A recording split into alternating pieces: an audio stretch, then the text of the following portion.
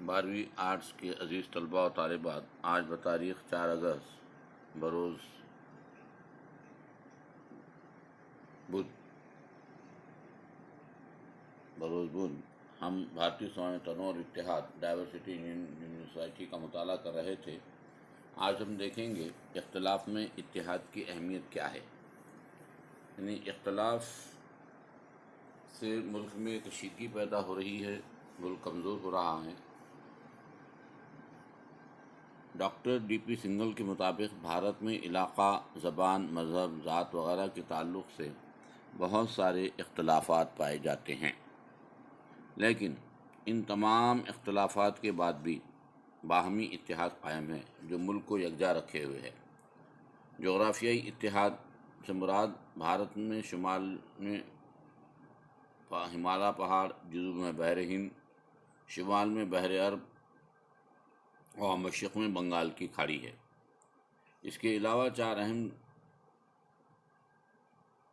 زیارت گاہیں موجود ہیں۔ یہ تمام علاقے بھارت ورش کہلاتے ہیں اور بھارت ورش سب کی مادری زبان کہلاتی ہے۔ اس طرح لوگوں کے جذبات صدیوں سے چلے آ رہے ہیں، جس سے اختلاف میں اتحاد نظر آتا ہے۔ دوسری چیز نسلی اتحاد۔ حالانکہ بھارت میں بہت ساری نسلیں اور ان کی مزید نسلیں آباد ہیں، لیکن وہ ایک دوسرے میں جذب ہو چکی ہیں، اس لیے نسلی امتیاز آج کل نظر نہیں آتا، جس کی وجہ سے نسلی جھگڑا بھی بھارت میں پایا جاتا ہے۔ یہ بات نسلی اتحاد کو ظاہر کرتی ہے۔ نمبر 3، مذہبی اتحاد۔ بھارت میں بہت سارے مذاہب کے ماننے والے لوگ ہیں۔ بھارت کے لوگوں کے اتحاد کی بنیاد مذہب ہیں، حالانکہ فلسفہ، نظریات، رسومات الگ الگ ہیں، لیکن قدریں یکساں ہیں۔ یہاں پر ہر مذہب کے ماننے والے مذہبی رہنماؤں میں، چاہے وہ کسی بھی مذہب کے ہوں، ان کی عزت کرتے ہیں، ان میں آپس میں ایک دوسرے میں اتحاد ہے۔ عزیز طلبہ، مذاہب کی بنیاد پر اختلافات کے باوجود مذاہب کے رہنما ملک میں اتحاد کے لیے ہر ممکن کوشش کرتے ہیں، چاہے ہندو مذہب والے ہوں، چاہے مسلم ہوں، چاہے سکھ ہوں، چاہے جین ہوں۔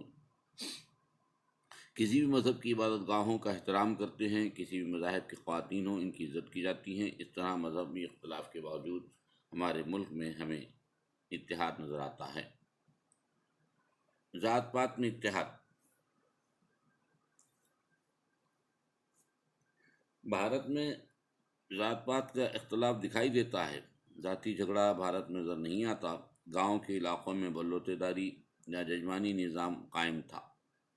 عزیز طلبہ، ججمانی نظام یا بلوتے داری اسے کہتے ہیں بجائے پیسوں کے اشیاء کی لین دین ہوتی ہے، جس سے مختلف ذاتوں میں تعلقات باہم قائم ہیں۔ اس سے اتحاد کا جذبہ لوگوں میں قائم ہے۔ آزادی کے بعد مختلف دستوری ترمیمات کے ذریعے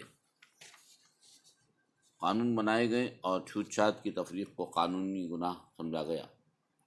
شہریانہ کے عمل کی وجہ سے، اربنائزیشن کی وجہ سے ذات پات میں فرق کا جذبہ کم ہو گیا۔ عزیز طلبہ، شہریانہ جسے انگریزی میں اربنائزیشن کہتے ہیں، شہروں کا بسنا ہے، نئے شہروں کو آباد کرنا ہے، اور سماج میں ہم آہنگی کا جذبہ پیدا ہو گیا۔ اسی طرح لسانی اتحاد بھی ہیں۔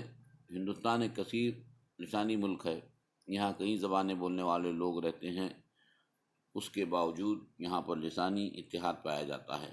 بنا کسی لسانی جھگڑے کے لوگ ایک ساتھ رہتے چلے آ رہے ہیں۔ ہندی ملک کی قومی زبان ہے۔ انگریزی کو انتظامی مقصد اور تعلیم کے لیے چنا گیا۔ ہندی فلمیں اور گانے پورے ملک میں مقبول ہیں۔ آج سہ لسانی منصوبے کے تحت طلباء کو 3 زبانیں پڑھائی جا رہی ہیں۔ آل انڈیا ریڈیو 23 زبانوں اور 179 بولیوں پر ایک پروگرام نشر کرتا ہے۔ یہ اتحاد کی سب سے بڑی مثال ہے۔ ثقافتی اتحاد۔ بھارت میں ثقافتی اختلاف تو ہے ہی، لیکن ان کے درمیان اتحاد بھی پایا جاتا ہے۔ یہاں بہت ساری ثقافتیں لوگوں کو متحد کرتی ہیں۔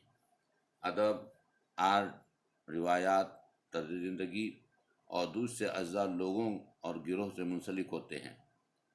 رمضان عید کے موقعوں پر برادران وطن شریک ہوتے ہیں۔ دیوالی کے موقع پر مسلم لوگ ان تہواروں میں شامل ہوتے ہیں، میل ملاپ کرتے ہیں، ملاقات کرتے ہیں، ایک دوسرے کو تہوار کی مبارکباد دیتے ہیں۔ سکھ اور عیسائی مذہب کے علاوہ دنیا نیا سال، قومی تہوار بھی سب مل جل کر مناتے ہیں، جو اتحاد کا مظاہرہ ہے۔ عزیز طلبہ، اسی طرح آخری چیز سیاسی اتحاد بھی ہے۔ بھارت کے لوگوں نے 1967 میں سیاسی اتحاد کی زبردست مثال قائم کی۔